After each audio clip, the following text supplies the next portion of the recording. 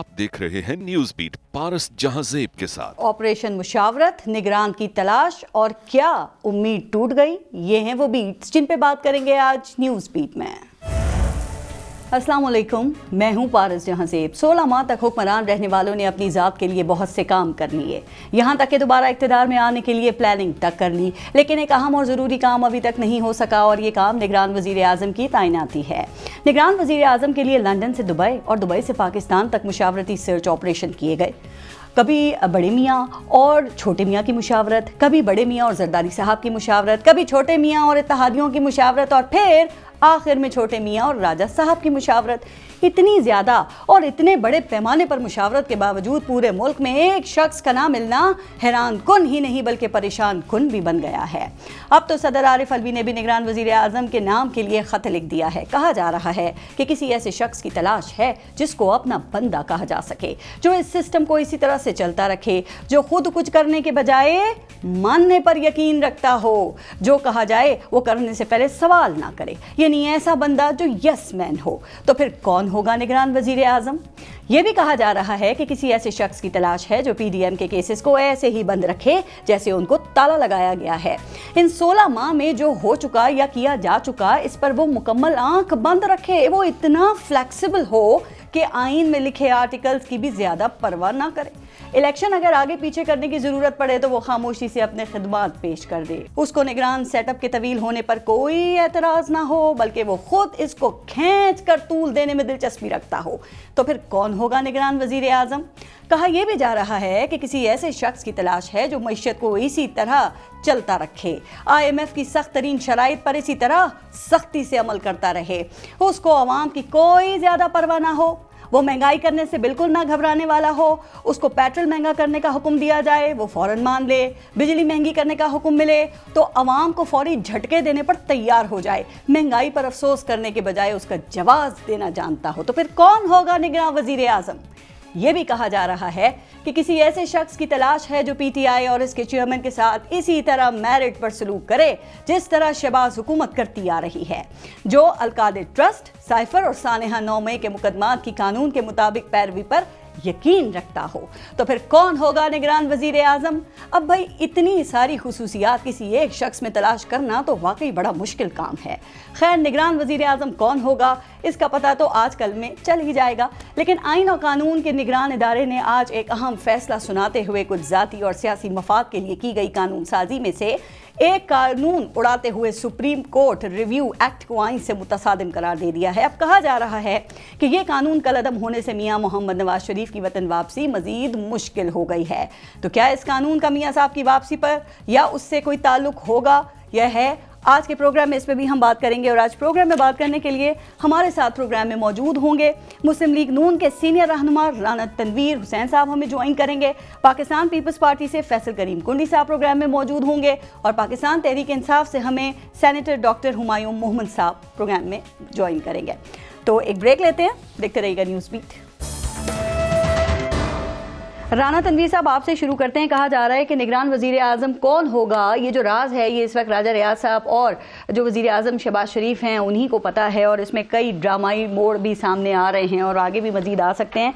तो सर, आप बता सकते हैं वैसे क्या ख्याल है कौन निगरान वज़ीर आज़म बनने जा रहा है? और क्या ये खबर भी दुरुस्त है राना तनवीर साहब के ऑपोजिशन लीडर ने वज़ीर आज़म से ये कहा है कि जिस नाम को वो मुंतखब करेंगे या जिस नाम का इंतखाब करेंगे वही हतमी होगा और बाकी सारी खाना पूरी?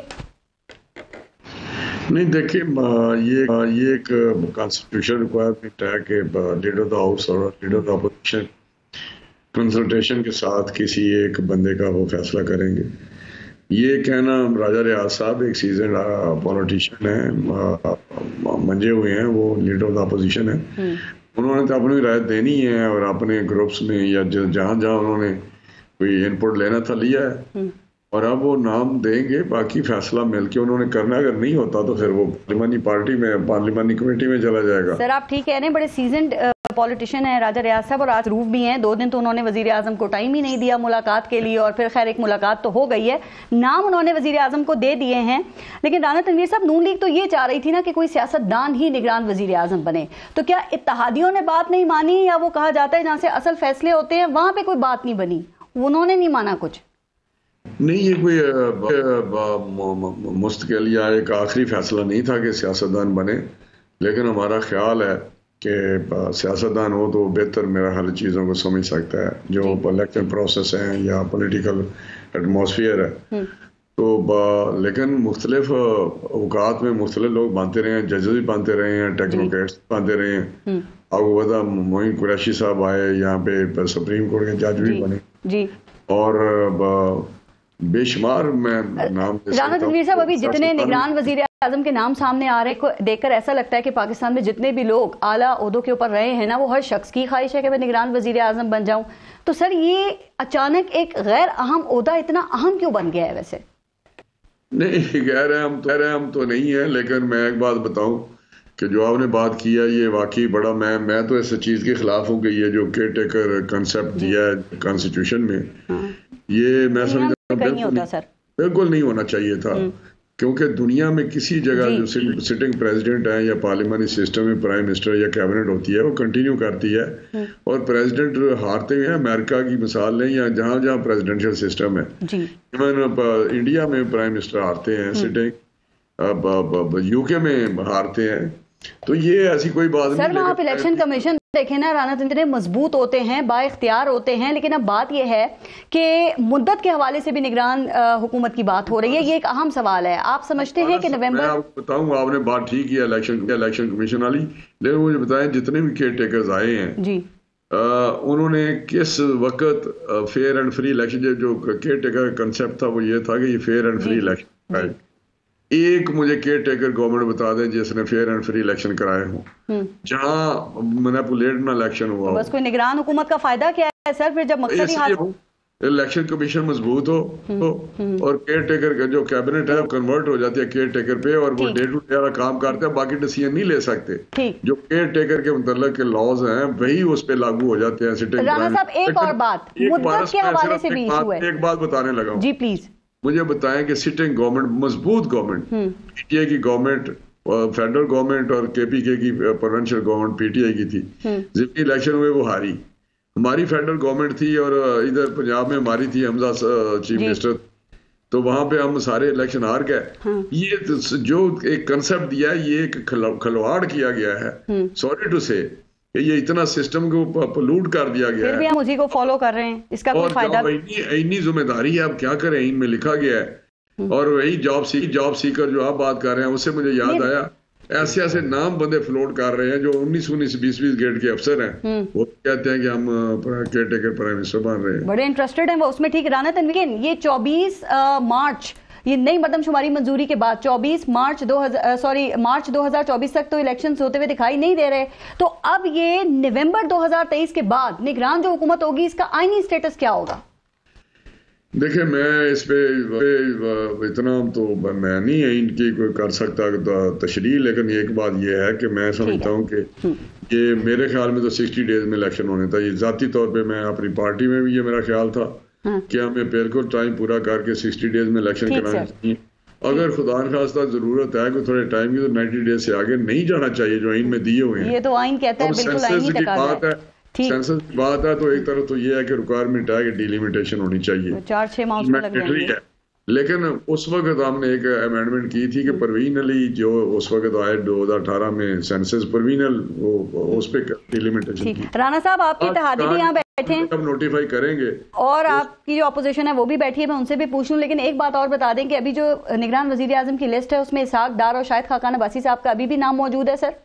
नहीं, मेरा नहीं ख्याल कि उनका नाम अभी मौजूद है, लेकिन अगर डार साहब होते तो बेहतर होता, क्योंकि इकोनॉमिक पॉलिसीज की कंटिन्यूटी है, वो बहुत जरूरी है। जहाँ जहाँ उन्होंने काम किया, जहाँ वो उनका एक्सपोजर हुआ, इंटरेक्शन हुआ है, वो बेहतर कम्युनिकेट कर सकते थे। बहरहाल मेरा ख्याल है कि इस वक्त शायद नहीं। कुंडी साहब अभी बताएंगे कि वो क्या चाहते हैं कि कौन निगरान वजीर आजम होना चाहिए, और वो इस बात पे क्यों मुस्कुराए इसहाक डार साहब की बात पे। लेकिन अगर मैं पीटीआई से पहले पूछ लूँ सर, डॉक्टर हुमायूं मोमन साहब, पाकिस्तान तहरीक इंसाफ की जो निगरान मामला चल रहे हैं निगरान हुकूमत के, इसमें बिल्कुल गैर मुतल्लिक है। ये वही राजा रियाज साहब थे जो पाकिस्तान तहरीक इंसाफ के टिकट पे मुंतखब हुए थे। कुछ अफसोस होता है, कुछ एहसास होता है कि असेंबली नहीं छोड़नी चाहिए थी, चेयरमैन पीटीआई खुद अपोजिशन लीडर बन जाते, शाह महमूद कुरैशी साहब को बना देते, तो आप लोगों की मर्जी के बगैर कोई निगरान वजीर आजम बना सकता था सर? बिस्मिल्लाहिर्रहमानिर्रहीम। देखिए पारस, इस तरह होता है कि जो आपके पॉलिटिकल डिसीजंस होते हैं ना, ये उस आप बेस करते हैं एक पॉलिटिकल एक्यूमेन के ऊपर। पॉलिटिकल एक्यूमेन बेस करती है ऑन कॉन्स्टिट्यूशन की जो क्लॉजेज होती हैं और मुख्तलिफ जो उसके बेस पे आप वो करते हैं एंड यू बिलीव कि यहाँ पे एक फेयर प्ले होगा और कॉन्स्टिट्यूशन की वायलेशन नहीं होगी और उस लिहाज से चीज़ें होंगी, तो आप अपने डिसीजन उस पे लेते हैं। अगर आप लोग कॉन्स्टिट्यूशन से हटना शुरू हो जाए और अगर जो कहते हैं ना रूल्स ऑफ द गेम, अफसोस नहीं, we believe at the time when we took the decision, जब हमने डिसीजन लिया था उस वक्त वो सही डिसीजन था। अगर उस वक्त जो कॉन्स्टिट्यूशंस की वायलेशन ना होती, अगर प्रॉपर तरीके से आर्टिकल 224(2) जिसकी बेसिस पे आज ये सारी हुकूमतें बेस कर रही हैं कि इलेक्शंस हो, अगर ये मार्च में हो जाते, अपने टाइम से हो जाते, तो ये सारे प्रॉब्लम्स कभी ना होते। ये सारे प्रॉब्लम सुन लेना, ये सारे प्रॉब्लम सिर्फ एक वजह से हुए कि आइन की वायलेशन हुई है। और आज सुप्रीम कोर्ट ने जो डिसीजन लिया हुआ है वो तो बाद में लेंगे, लेकिन मैं बता देता हूँ उसके बाद एक सवाल बहुत बड़ा उठता है। वो सवाल ये उठता है कि जिन लोगों ने, मैं उसकी बात कर रहा हूँ, सुप्रीम कोर्ट ने जो कहा है कि 14 मई के जो इलेक्शंस वाले थे वो होल्ड किया है, तो मैं वहां पे एक सवाल उठाता हूँ, क्या उसमें जिन लोगों ने भी उसके खिलाफ वो किया था, क्या उनके ऊपर आर्टिकल 6 लगेगा कि नहीं लगेगा? तो सवाल ये होता है, देखें, जब आप एक नॉर्मल पाथ, एक नॉर्मल कॉन्स्टिट्यूशन की वायलेशन करते हैं, आप ये बात करेंगे, बड़े सवालात उठ जाएंगे। फिर सवाल कासिम सूरी का भी हो जाएगा, चूंकि आइन की वायलेशन वहां भी की गई थी। मुझे ये बता दें कि अभी जो निगरान वजीर आजम के हवाले से नाम चल रहे हैं, आपके ख्याल में मौजू कौन हो सकता है, या आप समझते हैं वो जो असल नाम है वो आखिर में ही आएगा? देखिए, मैं पर्सनली ये समझता हूँ कि जो असल पत्ते होते हैं, तुरब के पत्ते होते हैं, वो आप आखिर में रखते हो। शुरू में आप फीलर्स कर रहे हो। कौन रखता है आखिर में? आपको भी पता है, मुझे भी पता है। एंड अगर आप पूछना चाहती है तो मेरे लिहाज से एस्टैब्लिशमेंट, अगर आप उसका नाम लेना चाहती है तो एस्टैब्लिशमेंट करती है। लेकिन देखिए, बात ही बताता हूँ, जितना मैंने सुना हुआ है, देखिए, जितना मैंने सुना है वो ये है कि गिलानी साहब, जो जिनका नाम है, जो यूसुफ रजा गिलानी, नहीं, वो दूसरा क्या नाम है, जिलानी साहब, तसद्दुक जिलानी साहब, हाँ, उनका he is the hot favourite, और उन्होंने अपनी जॉब से भी रिजाइन दिया हुआ है और उनकी स्पीच भी तैयार है, और ऑन टॉप ऑफ दैट उनको ये भी कहा गया है कि 5 साल की इकोनॉमिक पॉलिसी भी तैयार रखें। अच्छा, तो दैट मींस के there is something which is going on. अच्छा, वो लिस्ट में हफीज शेख का भी नाम है, वो आपके दौर में वजीर खजाना थे, अगर वो बन गए तो आप लोग, मैं ये समझता हूँ, देखिए, मैं एक और बात समझता हूँ, ये जो फाइनेंस के लोगों की बात करें, अच्छा, मैं पर्सनली मैं ये समझता हूँ कि फाइनेंस के लोगों को नहीं बनाना चाहिए मैनेजमेंट में। Finance people are usually not good in management. और नंबर 2, इवन फाइनेंस मिनिस्टर के लिए आपको एक अच्छा मैनेजर चाहिए। आपको फाइनेंस का बंदा इसलिए नहीं होता, अगर मैं फाइनेंस का एक्सपर्ट हूं, लेट्स से मैं फाइनेंस वाला बंदा हूं, तो मैं अपनी बात बीच में डालूंगा, मैं उन कमेटी में जो लोग हैं उनकी बात इतनी नहीं सुनूंगा। यही वजह है, देखिए, यही वजह है कि आप फाइनेंस का जो मिनिस्टर है उसको फाइनेंस का बंदा ना रखे, उसको, और वो अपने साथ एक फाइनेंस की टीम लेकर जाए और उनकी बात सुन के फिर वो डिसीजन ले। अगर हम फाइनेंस के बंदे को लेकर चलेंगे तो वो औरों की बात, जैसे एक डॉक्टर दूसरे डॉक्टर की बात नहीं मानता, एक फाइनेंस वाला बंदा दूसरे फाइनेंस वाले की बात नहीं मानेगा। जो भी निगरान वजीर आजम बनेगा, आपको लगता है 3 माह के बाद चला जाएगा? मुझे नहीं लगता, मुझे इसलिए नहीं लगता है, जो इन लोगों ने इलेक्शन एक्ट में चेंजेस लेकर आए हैं, जो इन्होंने केयर टेकर गवर्नमेंट के इख्तियारात बढ़ा के कर दिए, वहां उन्होंने बैलेंस ऑफ पावर को टिल्ट कर दिया towards the non political forces. ठीक है, तो क्या फिर आप एक दफा फिर सुप्रीम कोर्ट जाएंगे, सुप्रीम कोर्ट का रुख करेंगे, चैलेंज करेंगे? देखिए, जिस वक्त देखिए, वो कहते हैं ना, let's cross the bridges as they come, ठीक है? तो जिस वक्त ये चीजें होनी शुरू होंगी, जब 90 डेज, हाँ, इस डिसीजन के बाद एक चीज सामने जरूर आएगी कि 90 डेज के अंदर इलेक्शंस का एक जो प्रॉब्लम है वो उनके ऊपर आके बैठ जाएगा, तो वो कॉन्स्टिट्यूशन की वायलेशन शायद फिर भी कर ले, शायद ना करें। अभी 4 से 6 माह लगेंगे। सर कुंडी साहब, आपके ख्याल में निगरान वजीर आजम जो है वो सियासतदान होना चाहिए, या टेक्नोक्रेट होना चाहिए, या रिटायर्ड जज भी चलेगा, या बस कोई भी हो, अपना बंदा होना चाहिए? और बताइएगा, इसहाक डार पे आप मुस्कुराए क्यों? बिस्मिल्लाहिर्रहमानिर्रहीम। या तो आप इधर लगा लेंगे, मुस्कुराना माना तो हम नहीं मुस्कुराना माना नहीं, लेकिन किसी खास बात पे बड़ी अच्छी मुस्कुराहट देना, ये वो मानी खेस भी होती है ना, आप नहीं चाहते? नहीं देखें, बिल्कुल, अगर मुझे नहीं पता कि लीडर ऑफ द हाउस और अपोजिशन के दरमियान कौन से नामों पे डिबेट हुई है। अच्छा। अगर PMLN की तरफ से उनका नाम आया है और उस पर जो है इत्तेहादी जमातों ने डिस्कस है, उसको शॉर्ट लिस्ट की है और वो डिस्कशन में आ रहा है, तो क्यों नहीं हो सकता है। देखिए, मेरा पहला पॉइंट ये कि जो भी हो, पहली मेरी प्रायोरिटी होगी कि पॉलिटिशियन हो। ठीक है, वो इसलिए होना चाहिए। कभी आपने सुना किसी सियासतदान को आपने डेपुटेशन पे कोई जज लगा लिया हो या ब्यूरोक्रेट लगा लिया हो कि सब ने हमारे पास ही आना है? सियासतदान को पता है कि इलेक्शन कैसे क्योंकि वो सियासत ही करता है सिर्फ। नहीं, वो बात नहीं है। हम भी जरिया करते हैं। डॉक्टर साहब है, राना साहब बैठे, इसको बोल अपने इलाके में आप जरिया करते हैं कि नहीं, कत्लों के फैसले करते हैं कि नहीं करते? तो ये फैसले अदालतों में भी होते हैं ना। तो हम अच्छे जज भी बन सकते हैं, हम अच्छे ब्यूरोक्रेट भी बन सकते हैं, हम भी डेपुटेशन पे जा सकते हैं कि सब ने इधर आना है, हमारे पास आना है। हमारे चाहिए सियासतदानों। नहीं, मैं ये सिर्फ कह रहा हूँ कि वो उसको पता है कि उसने कैसे और अगर कोई आता भी है, फॉर एग्जाम्पल ब्यूरोक्रेट है या जज है, वो एक ऐसा तगड़ा शख्स हो, माजी की तरह ना हो जैसे राना साहब ने बात की है कि जब वो इलेक्शन ख़त्म हो जाते हैं उसके बाद आके प्रोग्राम में आते हैं कि मुझे तो कमरे से बाहर जाने की इजाज़त नहीं थी, मुझे कोई चाय नहीं पिलाता था, मुझे विजिट करने का मौका नहीं होता था, मैं ये था। तो वो बड़ा वो होता है कि ये अफसोस होता है इंसान को कि आप एक ऐसे। दूसरी बात ये कि इसमें हमारी इख्तियार वैसे दे दिए ना वो 230 नहीं, उसमें एक और जो है हम सियासतदानों की भी गलती है। अब जो राना साहब ने बात की है ना, जब हम हुकूमतों में होते हैं, हमारे पास इख्तियार होते हैं, तो ये चीज़ें हमें ख़त्म करनी चाहिए। आज हम रोए ना कि ये क्यों हो रहा है, ये केयर टेकर गवर्नमेंट, तो हम तीनों जो बैठे हुए हैं उससे जब हम हुकूमत में होते हैं, मैं ये ख्याल नहीं होता कि ये क्यों हो रहा है जी। जब हमारे हुकूमत ख़त्म हो जाती है, कहते हैं वो ये क्यों हो रहा है, ये तो हमें हुकूमत में करना चाहिए था। ये अपोजिशन में हमें बातें मज़ा करती हैं, लेकिन जब हुकूमत में कहते हैं बस ठीक है, ये भी हो, ये भी हो, ये भी हो, तो ये चीज़ें जो है। लेकिन ये अच्छी रिवायत है कि अपनी लीडरशिप से भी इख्तिलाफ हो रहा है, ये जमहूरियत के लिए बड़ी अच्छी बात है। देखिए, आपने इंडिया की मिसाल दी, ठीक है, इंडिया में कभी आपने सुना है कि मुख्तलिफ सूबों में मुख्तलिफ टाइम पर election, more than 50 days election के लिए लेते हैं, और इलेक्शन जब ख़त्म होते हैं उसके बाद सारे पाकिस्तान उनके जो इंडिया के वोट गिने जाते हैं। उसमें ये नहीं होता कि बक्सा चोरी हो गया, भर लिया गया, या RTS सिस्टम बंद हो गया, या ROZ हो गया, ठप्पे लग गए, धांधली हो गई, तो कभी भी हमने नहीं सुना इंडिया में। हालांकि 2 महीने बाद, तकरीबन 1.5 महीने बाद वो गिनती शुरू होती है। तो ये चीज़ें जो है, ये हमें भी जो है अडॉप्ट की चीज़ें। सर, आप यहाँ अपोजिशन लीडर का जो किरदार है उससे आप मुतमईन हैं, चूंकि वो खुद ये कह चुके हैं कि अगला जो इलेक्शन है वो नून लीग के टिकट पे लड़ेंगे? देखिए, यहाँ पे बहुत से लोग हैं। देखिए, अगर आप अपोजिशन लीडर की बात करें, मुख्तलिफ जब PTI 2018 में इलेक्शन लड़ रही थी, कितने लोग पहले से कमिट करके गए थे इनके पास कि हमने आपके पास आके टिकट लेनी है, हमारे साथ बैठे भी हुए थे। ऐसे लोग भी थे जिनका उस वक्त जो है झंडा भी उतर ही था कि अगले घंटे वो पहुंच गए थे। राना साहब के पार्टी के 2 थे लोग, एक तो मुझे भी पता है कि वो एक था, झंडा उतर के पहुंच गए, उनको बाद में उसको टिकट भी नहीं मिली।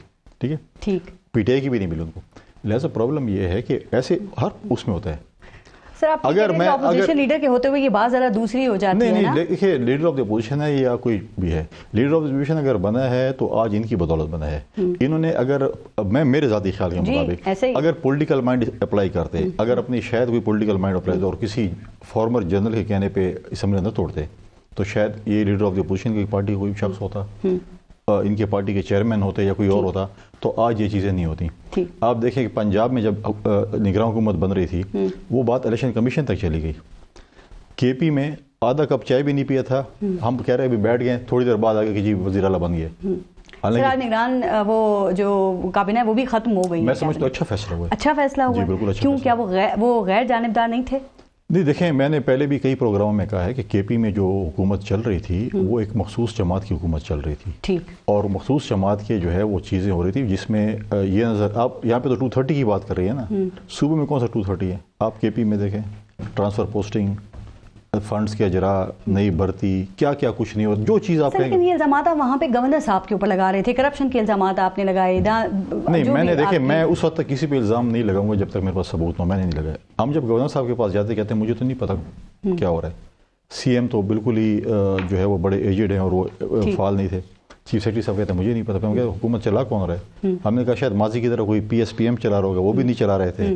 तो हमने कहा ये फिर कौन है, किसके पास हम जाए? आपने हमें फुटबॉल बनाए हुए, कहते हैं मुझे, मेरे पास भी इख्तियार। निगरान वज़ीर आला ठीक है पाकिस्तान पीपल्स पार्टी के ख्याल में आजम खान साहब? आजम खान साहब देखिए एक रिटायर्ड ब्यूरोक्रेट हैं, और वो आप देखें, आपने कभी उनको किसी इवेंट में देखा है या कोई ऐसी चीज़ देखी है उनकी कि उनके कोई आ रही हो? वो जो उनकी ऑफिशियल कैपेसिटी में जो उनके जो फंक्शंस होते हैं, वो लो प्रोफाइल रहते हैं ना। अच्छा, ये जो अपोजिशन लीडर हैं, इन्होंने सादिक संजरानी साहब का नाम दिया है, तो पाकिस्तान पीपल्स पार्टी इसको कैसे देखती है? देखिए मुझे नहीं पता कि ये कल से बात चल रही है कि अबू शरीफ ने शायद नाम दिया है। अगर नाम दिया है तो आज अभी जो हम इधर बैठे हैं और प्राइम मिनिस्टर उसमें आज एक अलविदाई खाना किया है प्राइम मिनिस्टर ने तमाम जो इत्तेहादी जमातों के सरबराहों का, तो वहाँ पर ये डिस्कस डेफिनेटली होगा कि ये नाम आया है। तो उसके बाद जो भी वज़ीर-ए-आज़म साहब मैसेज लेके जाएंगे तो वही चीज़ जो है वो डिस्कस होगी। ठीक, राना तनवीर साहब, सादिक संजानी साहब के नाम को आप कैसे देखते हैं? देखिए साजिश जो सादिक संजानी साहब हैं, इन्होंने बड़ा सैनेट में जो जिस तरह चलाई है सैनेट, सारी पार्टियों का, पीटीआई के साथ भी उन्होंने डील किया है और पीपल्स पार्टी के साथ भी किया है, पीएमएलएन के साथ भी किया है, तो मेरा हाल है सभी को शायद एक्सेप्टेबल हो। छोटे सूबे से भी हैं जी, तो मोहम्मद मियां सोमरू पहले रह चुके हैं, तो मेरा ये भी कोई चॉइस मुनासिब ही होगी अगर ये हो। अगर उनका नाम आया तो मैं समझता हूँ कि इसमें भी कोई मजायका नहीं है, ये काफ़ी उनका एक्सपीरियंस एक्सपोजर है और हर एक के साथ वो कैरी करते हैं। ठीक, अच्छा सर, थोड़ा सा जरा आगे, सुप्रीम कोर्ट ने आज review of judgments and order act को आइन से मुतसादिम करार देकर कलअदम करार दे दिया है राना तनवीर साहब, और सुप्रीम कोर्ट का कहना यह है कि पार्लियामेंट ने कानून साजी के इख्तियारात से तजावुज किया है। सर, ये कितना बड़ा सेटबैक है आपके ख्याल में? देखिए ये बड़ी लंबी डिबेट है कि क्या पार्लियामेंट के इख्तियारात महदूद हैं या किसी जगह रुक जाते हैं। इसी तरह ही फिर इनके ऊपर भी तो सुप्रीम कोर्ट के जो जजमेंट है वो 50 से लेके आज तक बहुत सारे क्वेश्चन मार्क हैं और बहुत सारी जजमेंट अंडर डिस्कशन है, चाहे भुट्टो साहब का केस हो, चाहे मौलवी तमीज़ुद्दीन के मामलात हो, या ये लंबी एक स्टोरी है, हिस्ट्री है। मुशर्रफ को 3 साल देने की बात हो, असम्बलियों को डिसॉल्व करने के, उनको ऊपर ठप्पे लगाने की बात हो, 63A के इंटरप्रिटेशन कॉन्स्टिट्यूशन से ऊपर जाके कर दी जाती है, तो लाइफ डिस्क्वालिफिकेशन का कंसेप्ट हुकामा पे तनख्वाह नहीं ली और रिसीवेबल पे एसेट बना दिया और ब्लैक डिक्शनरी कर दिया। ये लंबी कहानी है, तो ये मैं समझता हूँ नहीं है। राना साहब, ये जो देखें सुप्रीम कोर्ट आम नुक्ता उठाया इख्तियारात के हवाले से, जो जिस पे आपने कहा कि लंबी डिबेट हो सकती है, लेकिन सुप्रीम कोर्ट ये भी कह रही है कि सादा कानून साजी से सुप्रीम कोर्ट के रूल्स को गैर मौसर नहीं किया जा सकता। वो कहते हैं जो पार्लियामेंट है उनका इख्तियार है कानून साजी और जो सुप्रीम कोर्ट है उसका इख्तियार है रूल्स बनाना। तो सर, वो सादा अक्सरियत से जो आप कानून साजी कर रहे हैं ना, वो उसकी बात कर रहे हैं। अब आपने तो ये इलेक्शन एक्ट में तरमीम से लेके इस एक्ट तक मुसलसल सादा अक्सरियत से ही तरमीम की है सर, क्यों? नहीं, पारस सादा अक्सरियत की बात नहीं है। बात यह है कि जो लॉज कॉन्स्टिट्यूशन, उसके बाद सुप्रीम होता है, इसमें जो लॉज होते हैं बने हुए, उसके बाद लॉज होते हैं जो एक्ट होते हैं, उसके बाद रूल्स होते हैं जो सबसर्विएंट होते हैं टू द लॉज। तो ये कहना कि रूल्स बनाना हमारा क्या, अगर रूल्स बन गया तो अगर उसके ऊपर कोई लॉ है तो वो ऊपर परवेल करेगा। ये मैं समझता हूँ ये तो जजेस के अपने वो ज्यूरिस्ट हैं और बैठ के फैसले करते रहते हैं, लेकिन ये बात कहना कि रूल्स बन गए और रूल्स परवेल करते हैं, अगर लॉ आ गया उसके ऊपर आ गया तो ये बात छोड़ें कि वो किस तरह 63 की जो इंटरप्रिटेशन थी उस वक्त को किधर। लेकिन सुप्रीम कोर्ट का फैसला है कि जो चीज़ें वो मास्टर ऑफ द रोस्टर हैं, और मैं ये सवाल कर रही हूँ कि देखें अगर एक तरमीम या एक कानून कलअदम करार हो सकता है तो फिर तो बाकी कानून भी कलअदम करार दिए जा सकते हैं ना, जो आप लोगों ने इलेक्शन एक्ट में तरमीम की है जिसके तहत नाअहली की मुद्दत ज्यादा से ज्यादा 5 साल है। मुझे याद है कि एक दफा 2/3 मेजॉरिटी के साथ इनमें तरमीम की गई थी, वो स्ट्राइक डाउन कर दी थी सजाद अली शाह ने या सबक लाइक, उस वक्त सजाद अली शाह चीफ जस्टिस थे। तो ये मैं समझता हूँ कि ये चीजें बहुत पाकिस्तान में तकलीफें हैं, और ये अगर मुझे बताएं, ये कहता है जी हम अगर ये इस तरह की इंटरप्रिटेशन कर दे कि मर्द को औरत, औरत को मर्द कह दें तो क्या करें, हम किधर जाएंगे, कहाँ, कहीं अपील नहीं हो सकती। और ये जो ओरिजिनल ज्यूरिसडिक्शन जो भी होगा वो आइन के तहत होगा ना। मैं एक बात बताऊं जी सर, ये ओरिजिनल ज्यूरिसडिक्शन पे जब जी फैसले करते हैं, जो एक सिविल जज का या मजिस्ट्रेट का या निचली लोअर जुडिशरी में होता है, उसके बाद एक अपील, दूसरी अपील, तीसरी अपील, फिर रिव्यू की, और ये ओरिजिनल ज्यूरिसडिक्शन खुद ले लेते हैं, उसके बाद अपील ही नहीं है, सिर्फ रिव्यू तो टेक्निकल एक चीज है, वहां पे सिर्फ फुल स्टॉप कामा महदूद होता है ना। रिव्यू तो कुछ, रिव्यू में स्कोप बहुत कम होता है प्लीज। वहां पे तो बड़ी मामूली सी गुंजाइश कहीं निकले ना, टेक्निकल साइड पे कोई चीज आ जाए तो वो ठीक है। ठीक। अपील में बहुत सारी चीजें होती हैं। ठीक। तो मैं सब जहाँ ओरिजिनल ज्यूरिसडिक्शन पे ये फैसले करते हैं वहां हर सूरत अपील होनी चाहिए। ठीक है सर, इसी पे जरा ब्रेक के बाद बात करेंगे कि ये सूली बात है कि अपील का हक मिलना चाहिए, तो जरा इस पे ब्रेक के बाद जरा बात करेंगे। ब्रेक लेते हैं, देखते रहिएगा न्यूज़ बीट। मायूम मोहम्मद साहब, आज जो सुप्रीम कोर्ट का फैसला है, क्या ख्याल है कि इससे पार्लियामेंट का जो इख्तियार है आप समझते हैं कि वो मुतासर हुआ है या फिर अदलिया की आज़ादी साबित हुई है? देखिए, मैं आपको अभी राना साहब पहले कह रहे थे कि अगर किसी को मर्द को औरत कह दे तो वो ठीक है, तो मेरा सवाल ये बनता है कि अगर पार्लियामेंट मेजॉरिटी बेसिस पे मर्द को औरत कह दे, औरत को मर्द कह दे, तो वो भी तो नहीं होता ना। देखिए, आपने जो लॉज बनाने होते हैं उनकी कोई बेसिस होती है, ठीक है। अब या तो हम अपने कॉन्स्टिट्यूशन को बदलें, हमारे कॉन्स्टिट्यूशन में मुख्तलिफ आर्टिकल्स हैं जो कि पिछले 1973 ऑनवर्ड्स या हम उसको बेहतर करते आ रहे हैं या अननोइंगली हम उनको ख़राब करते आ रहे हैं। अब उसमें आर्टिकल जो अगर हम देखें इस वक्त जितने भी हालात ख़राब हुए हैं, मेरी नज़र में ये सिर्फ इस वजह से हुए कि हमने कॉन्स्टिट्यूशन की वायलेशंस की हैं। कॉन्स्टिट्यूशन की वायलेशंस किस लिहाज से की हैं? कॉन्स्टिट्यूशन आर्टिकल 220 में कहता है कि अगर 224(2)A में कहता है कि अगर कोई असेंबली, चाहे वो प्रोविंशियल चाहे नेशनल हो, अगर वो वक्त से पहले डिसॉल्व हो जाती है तो फिर उसका 90 डेज के अंदर इलेक्शन होना चाहिए, ठीक है। अब दिस इज वन थिंग, उसमें कोई इफ्स एंड बट्स नहीं है। और इसके ऊपर 10 फरवरी को लाहौर हाई कोर्ट का भी डिसीजन है। बात का जवाब तो दे रहे हैं, लेकिन आपने सुना राना साहब ने एक और बात भी की। उन्होंने कहा जब सुप्रीम कोर्ट बराह रास्त फैसले करती है तो जो मुतासरा फरीक है उसके पास अपील का हक भी होना चाहिए। मैं एग्री करता हूं, महरूम नहीं होना चाहिए। मैं एग्री करता हूं। मैं उस देखें जो इन लोगों ने बात की है उसमें आपको आर्टिकल 184 के अंदर 184(3) के बाद 184(4) लाना पड़ेगा। उसके लिए आपके कॉन्स्टिट्यूशनल चेंजेस लानी पड़ेंगी। आप उसको एक सिंपल एक्ट के साथ नहीं चेंज कर सकते।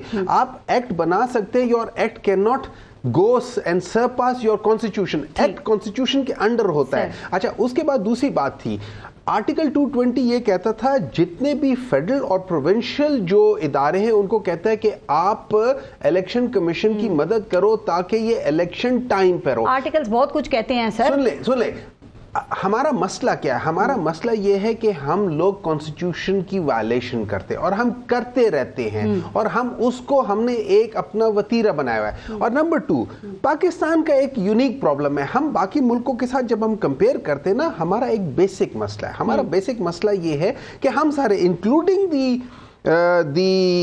जो असेंबलीज हैं, ठीक है, जो सुपीरियर असेंबलीज हैं, मैं नेशनल असेंबली और सेनेट की बात कर रहा हूं, हम लोग and plus all the institutions we violate constitution at our will and that is why ये जो हम निगरान हुकूमत की बात है, बिकॉज हम लोग सारे बेसिकली नियतन खराब है। हम लोगों की नीयत ये होती है, हम लोगों की नीयत ये होती है कि हम अपना बंदा ले आए, हम अपने वो ले आए। देखिए आप ठीक कह रहे हैं, ये सब सोचते हैं, कोई किसी एक पार्टी की बात नहीं है। मुझे ये बताएं कि आज जो सुप्रीम कोर्ट का फैसला आया है, ये असेंबली के एक दिन इनको तहलील हुआ है, उसके बाद ही क्यों आया?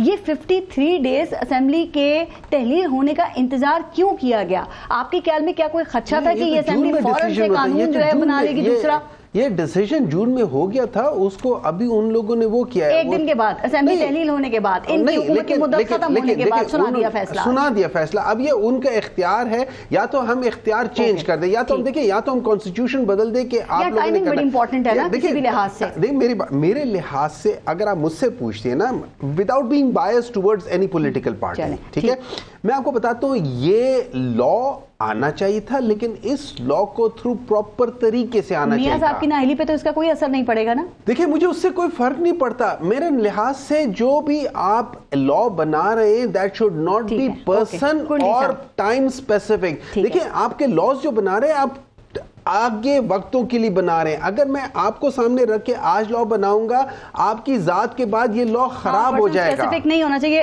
फैसल करीम कुरैशी साहब, सुप्रीम कोर्ट के इस फैसले को पाकिस्तान पीपल्स पार्टी कैसे देख रही है, और इस आज के फैसले के तनाजुर में सर क्या ख्याल है कि पार्लियामेंट ने आइन से मुतसादिम एक्ट क्यों पास किया? देखिए, हम ये नहीं कह रहे कि आइन से मुतसादिम जो है वो अपना नेशनल असम्बली ने कोई बिल पास किया, और ये कौमी असम्बली और पार्लियामेंट की मैं बात करूँ, पार्लियामेंट का काम ही है कानून साजी करना। अगर कानून साजी पार्लियामेंट नहीं करेगी तो कौन करेगा?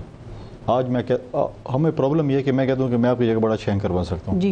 हर कोई कहता है कि मैं बहुत अच्छे तरीके से जो है ना सब कुछ कर सकता हूँ, अपने काम के अलावा बाकी काम बहुत अच्छे कर सकते हैं। जब तक कि इस मुल्क में इदारों की इंक्रोचमेंट दूसरे इदारे में चलती रहेगी, ये मुल्क तरक्की नहीं कर सकता। ठीक। और ये चीज़ें देखें, जैसे भी पहले बात की इन्होंने, सुप्रीम कोर्ट में हमें बहुत से खदशात देखें। हम कहते हैं हमारे बानी चेयरमैन का अदालती कत्ल हुआ, हमने कोई 50 दफ़ा टीवी पे कहा, हमारे पार्टी के चेयरमैन भी पेश हुए यहाँ पर कि जी आप हमें हमारे केस सुने, नहीं सुना जाता। लेकिन इस किस्म की मैं समझता हूँ कि अभी ये चीज़ आई है। सर, बतौर पार्लियामेंटेरियन आप लोग ये एक्सपेक्ट कर रहे थे कि असेंबली तहलील होने के बाद, हुकूमत की मुद्दत ख़त्म होने के बाद इस तरह के फैसले आ सकते हैं या मज़ीद भी आगे आएंगे? देखें, डेफिनेटली अगर इस मुल्क में जब अदल और इंसाफ नहीं होगा तो ऐसे फैसले तो आएंगे, डेफिनेटली आएंगे।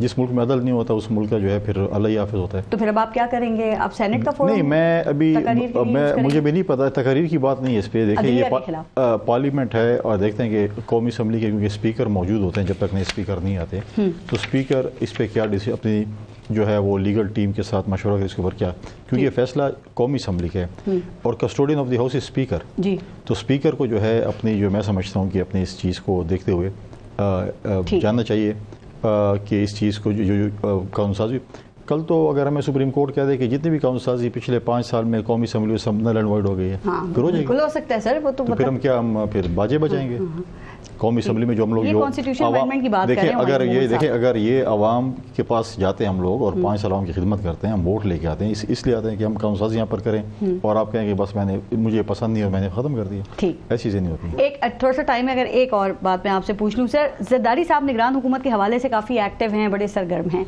लेकिन जो चेयरमैन पाकिस्तान तहरीक इंसाफ को कल अटक जेल में एक हफ्ता हो जाएगा, उनकी सज़ा पे जरदारी साहब का कोई रद्द अमल या उनका कोई बयान नहीं आया, तो जरदारी साहब का क्या रद्द अमल है? चूँकि कहा जाता है ना, पाकिस्तान में सियासी इंतकाम का सबसे ज़्यादा निशाना बनने वाले जो सियासतदान हैं वो आसिफ अली जरदारी हैं, 8 साल जेल भुगत चुके हैं। जब वो एक पॉलिटिकल स्टेट जब आएंगे, किसी वक्त प्रेस कॉन्फ्रेंस करेंगे या मीडिया के सामने आएंगे तो आप उनसे सवाल नहीं, आप उनके साथ होते हैं, ज़ाहिर है, तो रद्द अमल क्या है? खुश हैं, नहीं खुश हैं, क्या है? देखिए, हम कभी भी पाकिस्तान पीपल्स पार्टी कभी पॉलिटिकल विक्टिमाइजेशन पे खुश नहीं हुई, लेकिन देखिए चीज़ें जब, लेकिन पाकिस्तान की तारीख में पॉलिटिकल विक्टिमाइजेशन हो रही है, नहीं मैं बात कर रहा हूँ उसके बारे में। दूसरी बात यह है कि पाकिस्तान की जो तारीख है उसमें पाकिस्तान पीपल्स पार्टी का रियासत से बहुत से इख्तलाफात थे, लेकिन कभी हमने रियासत के खिलाफ ऐसी चीज़ नहीं की जो 9 मई को की गई थी, और ये 9 मई की जो है कोई भी इसको सपोर्ट नहीं कर सकता जी। और उसमें हम आज भी कहते हैं कि पीटीआई को पॉलिटिकली बैन नहीं होना चाहिए। अगर उसके चेयरमैन ने, उसके पार्टी के अहदेदार ने, उसके किसी और शख्स ने कोई गलत काम किया उसको सजा होनी चाहिए, लेकिन पार्टीज को बैन नहीं होना चाहिए, पार्टीज को इक्वल प्लेइंग फील्ड। अभी तक तो पार्टी बैन नहीं हुई, केपीके में पाकिस्तान तहरीक इंसाफ इसी तरह मजबूत है। देखिए, अगर पंजाब वाला नहीं, देखिए, अगर मैं कह रहा हूँ, अगर इलेक्शन होते हैं, अगर लोग चाहते हैं कि वो पीटीआई को वोट करते हैं तो करें। हमने कई इलेक्शन, आपका ताल्लुक केपीके से, क्या सूरत हाल है इनकी वहां पे? अगर देखें, हमने कई इलेक्शन जीते भी, हमने कई हारे भी हैं। अगर अवाम ये चाहती है कि अवाम इनको वोट करती है पीटीआई को या पीएमएल को करते पीपल्स पार्टी को, लेकिन हम कहते हैं ऐसा इलेक्शन हो जिसको अवाम वोट करे वही गिने जाए। पेशावर की एक तहसील में इलेक्शन हुआ, जिमनी बाय मेरी बात तो मुकम्मल हो जाए ना, पीटीआई जीत गई, उसमें बिल्कुल जीत गई है, मैं मुबारकबाद देता हूं। तो इसका मतलब वोट इंटैक्ट है। मैं ये कह रहा हूँ कि वोट यही हो इस पाकिस्तान के इलेक्शन में कि जिसके लिए वोट डाले जाएं वही गिने जाएं। 18 वाला बोल ना हो कि वोट आपके लिए डाले जाए और गिने मेरे लिए, आरटीएस ना बैठे, आरटीएस भी स्विच ऑफ ना हो और गिने भी जो है वही गिने जाएं जिसके लिए डाला जाए। ठीक। मोहम्मद साहब, चेयरमैन पीटीआई जो हैं वो लंबे अरसे के लिए जेल चले गए हैं, ज़हनी तौर पे इसके लिए तैयार भी हैं या आप समझते हैं जल्द जमानत हो जाएगी? और वो कंप्लेंट्स भी काफ़ी आ रही हैं, C क्लास दी गई है, मच्छर भी तंग करते हैं काफ़ी उनको। देखिए, इस तरह है कि कितने अरसे के लिए गए, सज़ा तो उनको 3 साल, लेकिन जिस तरीके से ये सारा कुछ हुआ है, डिसीजंस हुए फलाना, उसके ऊपर बहुत सख्त एतराज़ात हैं, कानूनी एतराज़ात हैं, कानूनी मतलब कम अज़ कम जिस तरीके से हुआ है उसके अंदर शफाफियत नज़र नहीं आती, उसके ऊपर है बाकी डिसीजन। लेकिन देखिए, बात ये है, जैसे अभी ये मैं इसी पे जरा राना तनवीर साहब की राय ले लूं, एक सेकंड सिर्फ दे दें। राना तनवीर साहब, ये चेयरमैन पाकिस्तान तहरीक इंसाफ को जेल में 1 क्लास मिलनी चाहिए आपके ख्याल में, या वो तमाम सहूलियात मिलनी चाहिए जो पीटीआई की तरफ से डिमांड की जा रही हैं? सर देखिए जी, बिल्कुल मैं समझता हूँ कि होना चाहिए, लेकिन ये मैं एक बात बताऊँ, फिर बात आ जाएगी ये मकाफात अमल है, वो जरा सारे अपनी फिल्म चलाए ना कि एसी में उतारूंगा, वाशिंगटन में वहाँ किस जगह पे जलसा किया, मैं ये कर दूंगा, वो कर दूंगा इनको। सर लेकिन मैं आपको इंटरप्ट। आज इस्लामाबाद हाई कोर्ट के चीफ जस्टिस आमिर फारूक ने रिमार्क्स दिए हैं कि एक हाई प्रोफाइल सियासी कैदी का तो घर से खाना आया करता था। इसका मतलब यह है कि चेयरमैन पीटीआई ने ऐलान किया लेकिन उस पर अमल दरामद नहीं हुआ था उस वक्त में मियां साहब के हवाले से। सुन लेना, कभी ये तो अभी जेल जाने शुरू हुए हैं ना। कौन सा बंदा, मैं 1.5 साल जेल में रहा हूँ, मुझे पता जिस तरह मैं जेल में रहा हूँ वहाँ क्या क्या 9-12 का कमरा था, फर्श पे सोता था अपने बाजू सार के नीचे रख के जमीन पे। तो ये काम सबके साथ हुए। एक टूटी और एक इंडियन कोमोड था साइड पे, उसी 9-12 में 9-12 के जो सेल था, तो 1.5 साल में वहां रहा हूँ। तो ये कौन, ख्वाजा आसिफ, हमारे सारे पीपल्स पार्टी के लोग। तो ये तो अभी शुरुआत है, पीटीआई जरा कुंदन बने ना इससे गुजर के, जो यहाँ एक ट्रेडिशन चल रही है। पीटा हमने तो एक दिन ऑफ नहीं की। मैंने इसीलिए सवाल किया था कि आप लोग ये भुगत चुके हैं। चेयरमैन ने ये कहा था ना कि क्यों ब्यूरोक्रेट्स को जहाज में हथकड़ियां लगाई, जो है फ्रिज मिलता है, क्यों एसी लगा रहता है, पंखा भी नहीं होना चाहिए, चीजें खुद ही उन्होंने सारी चीजें की थी, क्यों मिल रहे हैं इनको, ये इसके लायक है। अटक से अडयाला जेल क्यों बुकला कह रहे हैं वहां से? देखिए सबसे पहले जो वारंट था उस पे अडयाला जेल का रेफरेंस है, अटक करनी था, वो अटक लेकर नहीं जा सकते थे, अडयाला लेकर जा सकते थे। नंबर 2, मैं आपको एक बात बताता हूँ। देखिए अगर उन्होंने कहा था, एक जलसे में कहा था कि मैं वो उतारूंगा, उसके बाद वो प्राइम मिनिस्टर ही थे ना जब आए थे, उन्होंने किसी से वो उतारा नहीं उतारा, उन्होंने कुछ ऐसी हरकत की नहीं की। बात चीजें मैं ये समझता हूँ वो भी नहीं कहना चाहिए था शायद, लेकिन बात चीजें कंजम्पशन ऑफ दी उसके लिए होती है, लेकिन you don't act on it because you give them that thing. Maryam Nawaz साहिबा को जो जिस लिहाज से मिला था, हालांकि she was not even in any, उस वक्त उनका कोई स्टेटस, पॉलिटिकल स्टेटस भी नहीं था पार्टी में, वो उसके बाद मिला है, और उस वक्त उसके अलावा उनका कोई ऐसा ओहदा भी नहीं रह चुका था। अगर प्राइम मिनिस्टर्स को मिलता है, मिले, नहीं मिलता, कोई शिकायत नहीं है, नहीं, वो आराम से गुजार सकते हैं, बिल्कुल ठीक है। प्रॉब्लम नहीं है। लेकिन मैं फिनिश करने से पहले एक बार बताता हूँ, देखिए आप कानून बनाएं, लेकिन कानून बनाने के तरीके हैं। जब आपने कॉन्स्टिट्यूशन अमेंडमेंट्स लानी है, जैसे इस एक्ट के अंदर था, इन बातों पे अमल कीजिए। मैं हमेशा करूंगा। बहुत बहुत शुक्रिया आप सबका प्रोग्राम में शिरकत के लिए। अपना और अपने मुल्क का ख्याल रखिए। पारस जहां से कोई इजाजत दीजिए, अल्लाह ने के बाद।